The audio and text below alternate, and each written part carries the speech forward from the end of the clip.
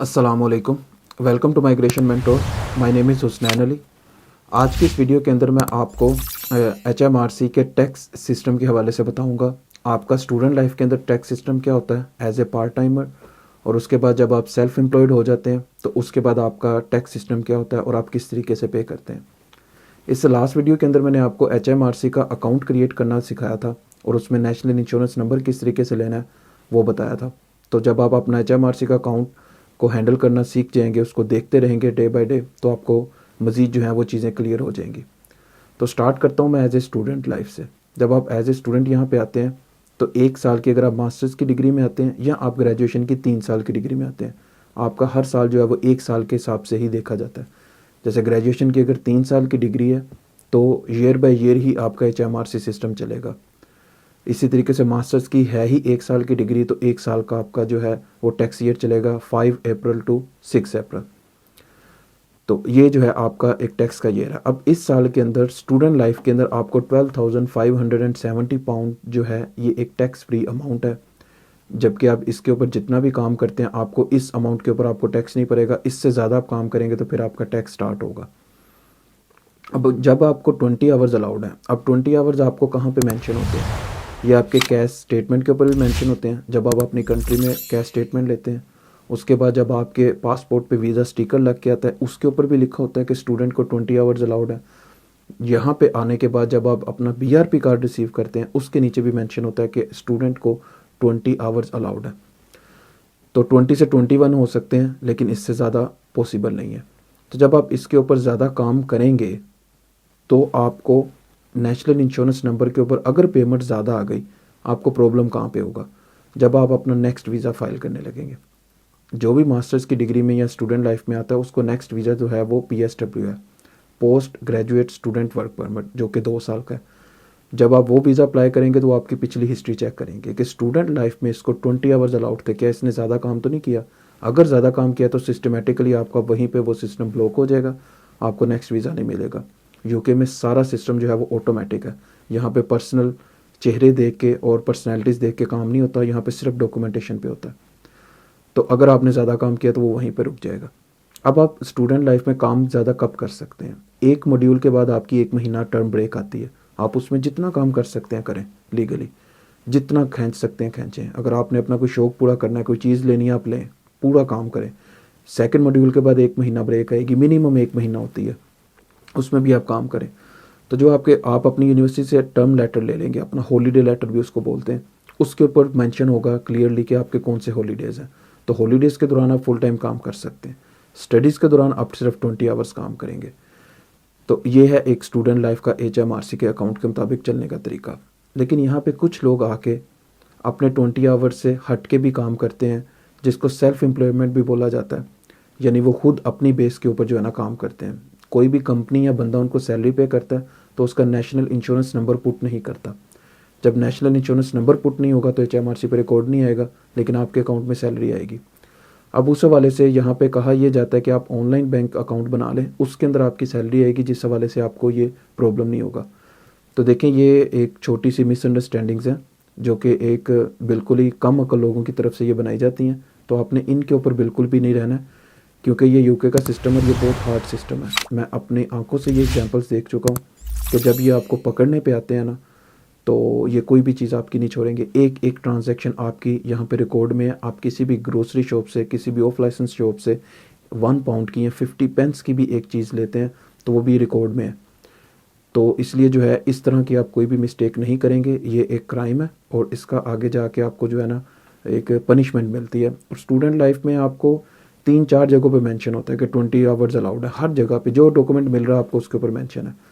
तो ये मिस्टेक जो है ये बहुत बड़ा रिस्क है। समटाइम ऐसा देखने में है कि वो स्टूडेंट को जब पकड़ते हैं, इस तरह पकड़ना नो डाउट थोड़ा सा मुश्किल है, लेकिन जब वो पकड़ लेते हैं तो वो एक चांस दे देते हैं। लेकिन समटाइम देखने में है वो एक वार्निंग भी नहीं देते, स्पेशली टेकवेज और डिलीवरीज वालों को वो एक वार्निंग भी नहीं देते, डायरेक्ट रिपोर्ट करते हैं। समटाइम ऐसा होता है कि वो वार्निंग भी दे देते हैं। अगर आप गिल्टी फील करते हैं, आगे से अपनी मिस्टेक को एक्सेप्ट करते हैं।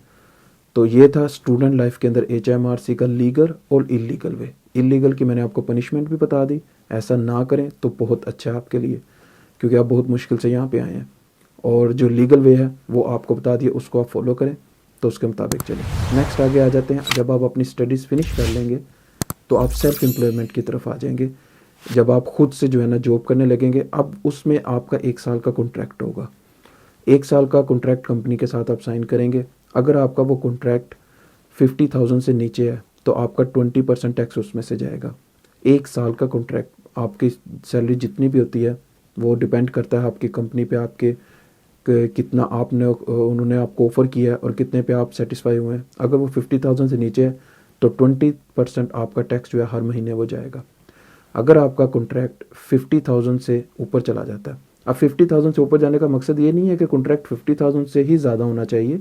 अगर आप 1 साल में उसी साल में ओवर टाइम ज़्यादा लगाते हैं कि आपकी एक महीने की सैलरी जैसा कि 5,000 आ जाती है, तो 5,000 की अगर एक मंथ की सैलरी है तो उसको 12 मंथ में काउंट किया जाए तो वो 60,000 बनता है।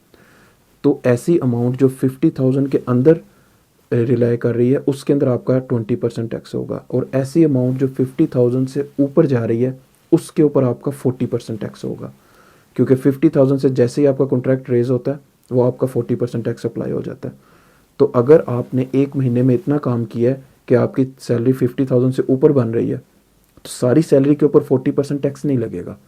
आपका जो 50 से नीचे अमाउंट बन रही है उसके ऊपर 20% टैक्स होगा, और जो 50 से ऊपर बन रही है उसके ऊपर 40% टैक्स होगा। फॉर एग्जांपल, आपने एक कंपनी ज्वाइन की, आपके पास 2 साल का एक्सपीरियंस आ गया, आप नेक्स्ट आगे की आपकी सैलरी बहुत अच्छी लगी, 70,000 उन्होंने आपको कॉन्ट्रैक्ट दिया 1 साल का कि 70,000 पाउंड हमने पे करना है। 50 से ऊपर चला गया, 40% की ब्रैकेट अप्लाई होगी।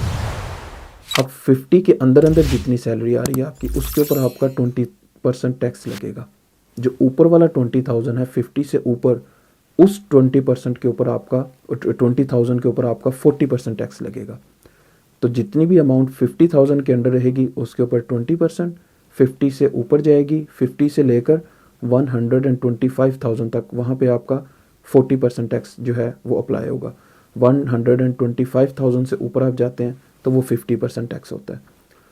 तो ये आपकी जो है ना टैक्स की ब्रैकेट्स हैं।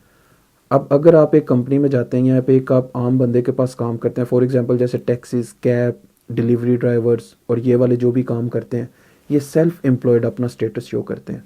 इनकी कोई सैलरी तो नहीं होती। अब टैक्सी ड्राइवर की सैलरी तो नहीं होगी अगर वो कंपनी के साथ काम नहीं कर रहा, वो खुद से कर रहा है या रेंट पे लेके भी कर रहा है, उसका अपना अकाउंट है।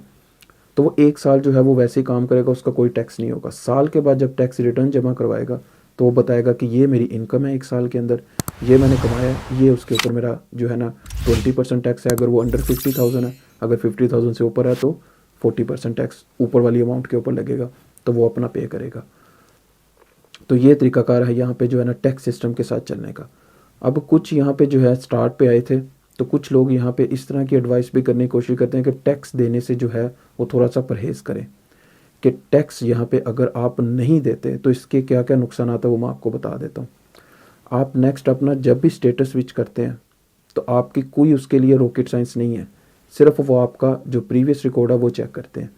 और इस कंट्री में जो बंदा टैक्स पे करता है ना वो यहाँ पे लीगल है, और लीगल बंदा सारी दुनिया को बहुत अच्छा लगता है, डेफिनेटली इनको भी बहुत अच्छा लगता है।